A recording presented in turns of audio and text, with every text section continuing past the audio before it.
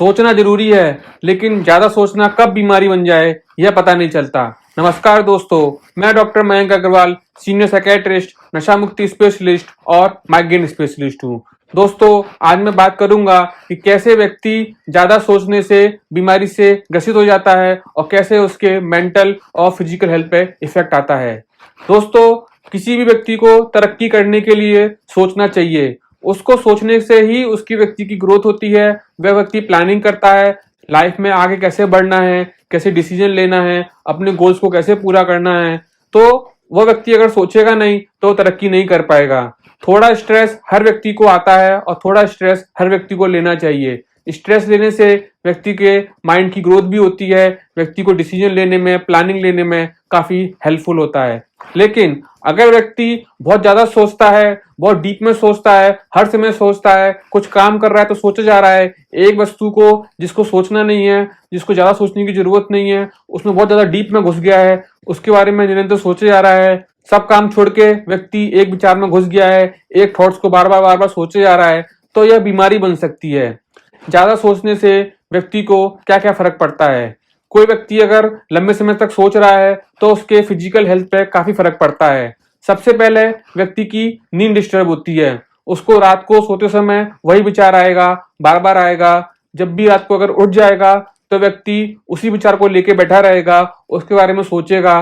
सोचते सोचते सोचते सोचते उसकी नींद डिस्टर्ब हो जाएगी और व्यक्ति को मानसिक बीमारी भी हो सकती है। जो व्यक्ति लंबे समय से ज्यादा सोचते हैं उनको ब्लड प्रेशर होने की संभावना बहुत ज्यादा रहती है। उनका बीपी बढ़ जाता है। ऐसे व्यक्ति को हार्ट डिसीज होना, डायबिटीज होना काफी आम बात है। ज्यादा सोचने से व्यक्ति के पेट में भी काफी फर्क पड़ता है। व्यक्ति को कब्जियत होगी या डायरिया होगा, उसको गैस बनेगी, पेट फूलेगा, उसको खाना नहीं पचेगा, इरिटेशन होगी उसको, उसका शरीर का वजन बढ़ भी सकता है, कम भी हो सकता है। तो ज्यादा सोचने से व्यक्ति के पूरी बॉडी में कुछ ना कुछ असर जरूर आता है। जो भी स्टडी हुई है या रिसर्च हुई है उससे पता चला है कि ज्यादा सोचने वाले व्यक्तियों को डायबिटीज, प्रेशर, उनको हार्ट डिसीज होना, उनको पेट की संबंधित बीमारी होना, नींद नहीं आना काफी कॉमन है।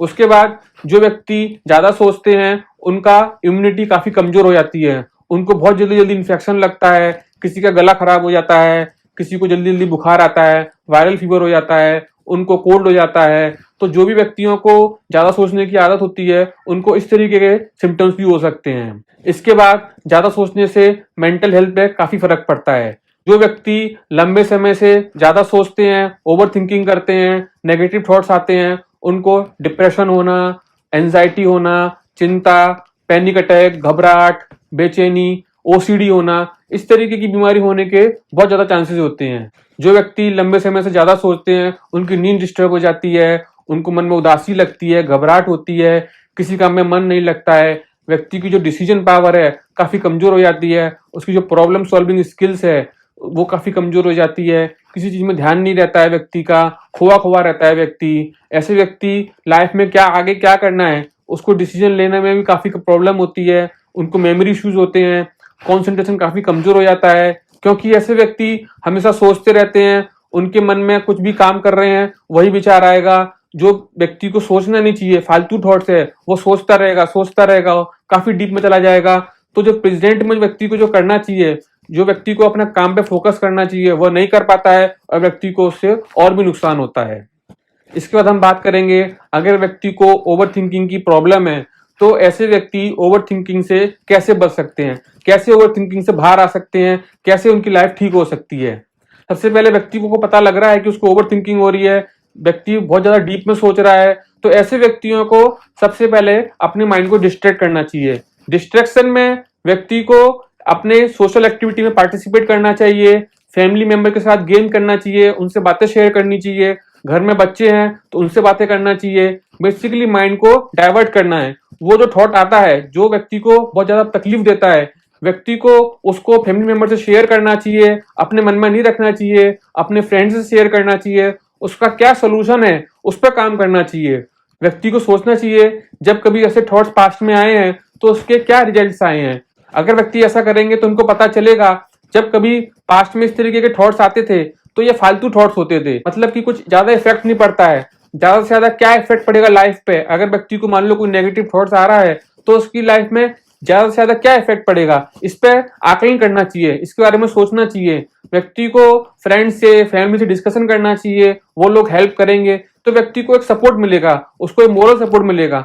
ऐसे व्यक्ति अगर ऐसा करते हैं तो उनका माइंड डाइवर्ट होगा, माइंड डिस्ट्रैक्ट होगा और वो ओवर थिंकिंग से बच सकते हैं।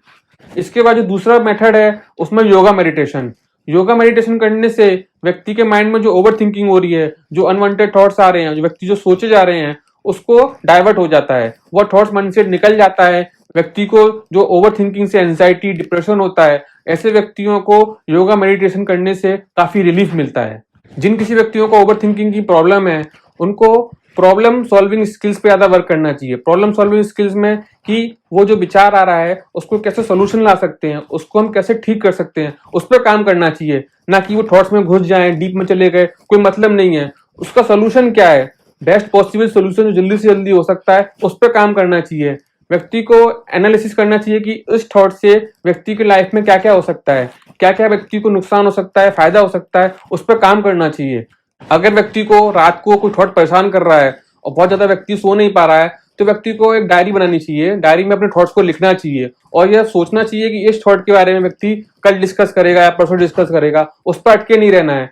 जब कभी व्यक्ति को कोई थॉट आ रहा है और उसको परेशान कर रहा है तो उसको नोट डाउन कर लेना चाहिए। ऐसा करने से व्यक्ति उस थॉट्स के बारे में एक अच्छे तरीके से सोच सकता है, फैमिली मेंबर से सहायता ले सकता है या जो कोई बड़ा है जो उसको सलाह देने वाला है उससे डिस्कस कर सकता है। प्रेजेंट काम में अगर व्यक्ति को कोई थॉट परेशान कर रहा है तो व्यक्ति को नोट डाउन कर लेना चाहिए। नोट डाउन करने से व्यक्ति को थॉट्स कम हो जाता है, उसकी फ्रीक्वेंसी कम हो जाती है। इसके बाद अगर किसी व्यक्ति को ओवर थिंकिंग करने से एंजाइटी हो गई है या डिप्रेशन हो रहा है तो उसको मनोचिकित्सक से सलाह लेनी चाहिए। अगर साइकियाट्रिस्ट को लगता है व्यक्ति को बहुत ज्यादा एंजाइटी है, डिप्रेशन हो रहा है ओवर थिंकिंग की वजह से, तो टेम्परेरी या टाइम बीइंग कोई 8 दिन के लिए, 10 दिन के लिए कोई मेडिसिन देके जिससे व्यक्ति की एंजाइटी कम हो जाए, ऐसा भी कर सकते हैं। कोई भी व्यक्ति लाइफ में परफेक्ट नहीं होता है। अगर व्यक्ति को ऐसा लग रहा है कि उसको यह थॉट से लाइफ में बहुत ज्यादा नुकसान हो सकता है या उसको बहुत ज्यादा तकलीफ हो सकती है तो उसको परफेक्शन छोड़ देना चाहिए। थोड़ा बहुत अगर नुकसान होता है या कुछ तकलीफ होती है तो व्यक्ति को वो सहन कर लेना चाहिए। अगर व्यक्ति को लगेगा कि लाइफ में बहुत ज्यादा परफेक्शन रहना है या बहुत ज्यादा परफेक्ट रहना है तो वो ओवर थिंकिंग से कभी बाहर नहीं आ पाएगा। उसको कुछ चीजों को लेट गो करने की आदत डालनी चाहिए। इसके अलावा जो थॉट व्यक्ति को परेशान कर रहा है उसके बारे में व्यक्ति को सही तरीके से शांति से सोचना चाहिए कि यह थॉट क्या है, इसके क्या क्या नुकसान हो सकता है, उससे क्या क्या तकलीफ आ सकती है। व्यक्ति को फैमिली मेंबर से डिस्कस करना चाहिए, व्यक्ति को अपने मन में नहीं रखना चाहिए। अगर व्यक्ति अपने मन में वो चीज रख रहा है तो उसको एंजाइटी हो सकता है, डिप्रेशन हो सकता है, उसको नींद डिस्टर्ब हो सकती है, बहुत ज्यादा मानसिक प्रॉब्लम हो सकती है।